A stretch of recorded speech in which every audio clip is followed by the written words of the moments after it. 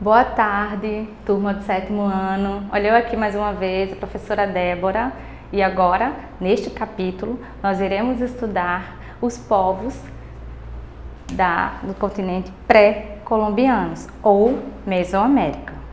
A América pré-colombiana. No século XV, a América era habitada por cerca de 50 milhões de indígenas distribuídos por todo o continente. Cristóvão Colombo, ele chegou à América em 1492. Os europeus depararam-se com populações com crenças e costumes próprios, porque foi uma surpresa para eles. E os europeus chamaram a América de Novo Mundo, em oposição à Europa, denominada de Velho Mundo.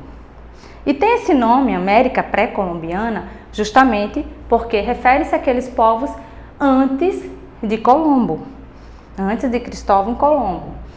Por isso denomina-se pré-colombiana. E desses povos, eu vou apresentar três principais, que no caso o povo maia, astecas e incas. A começar com maia. Foram povos que viveram na península de Yucatán, que é essa aqui do mapa, e a pontinha já pegando a América Central. Aqui vocês podem ver um mapa aonde a península do Yucatán domina, que desenvolveu-se na área que corresponde ao atual México, quase toda a Guatemala, parte do El Salvador e parte de Honduras e Belize. Então, a América Central foi onde esses povos viveram. Bem, os maias habitavam a península, como eu já falei, de Yucatán. A civilização maia teria começado a se desenvolver por volta de 2000 a.C.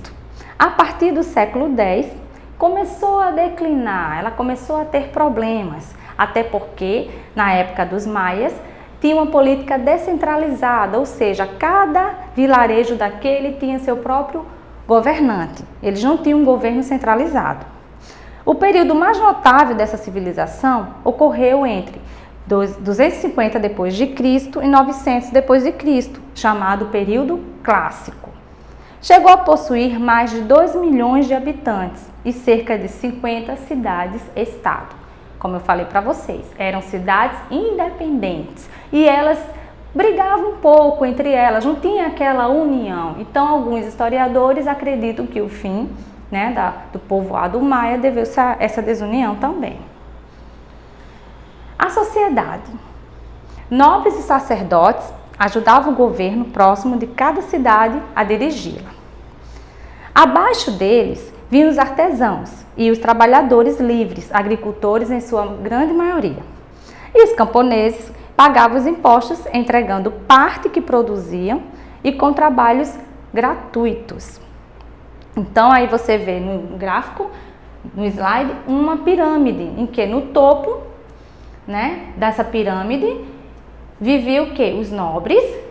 Logo abaixo vinham os artesãos, os trabalhadores e os camponeses. E aqui ele também fala o seguinte: o esteio para os templos dos religiosos, ou seja, o sacerdote era uma cidade teocrática. O que é isso? Teocracia é quando Deus, tudo eles atribuem a Deus. Tipo, o líder está lá porque foi Deus quem colocou.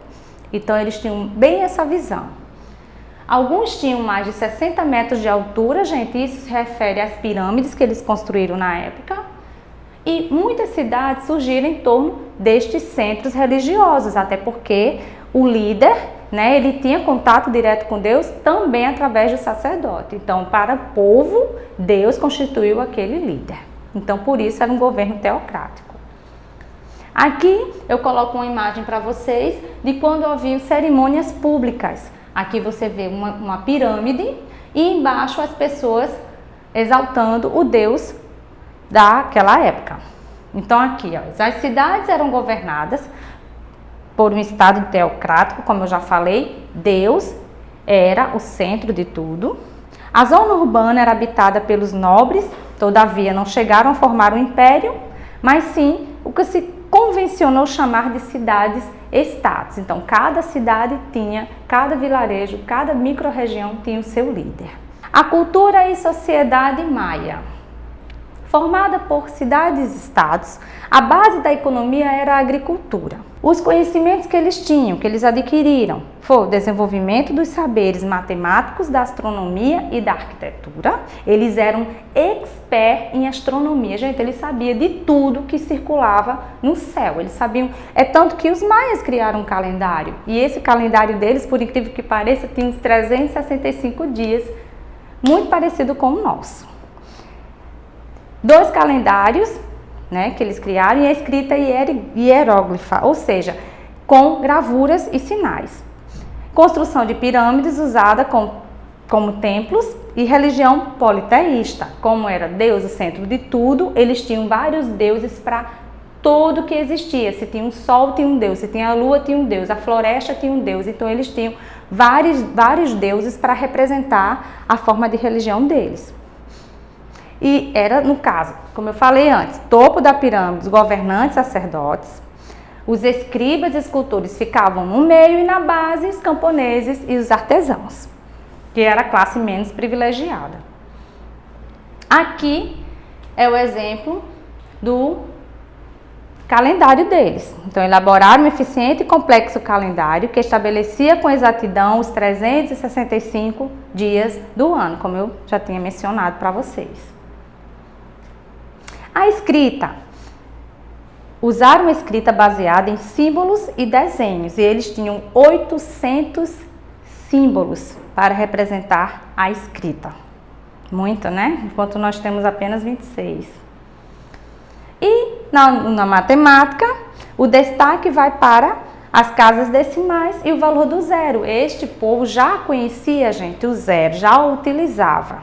E representavam com pontos e traços as dezenas. Pronto. E aqui termina mais um momento da aula e eu continuarei com o povo asteca. Boa tarde. Pronto. Aqui. Deixa eu só trocar aqui a bateria dessa coisa.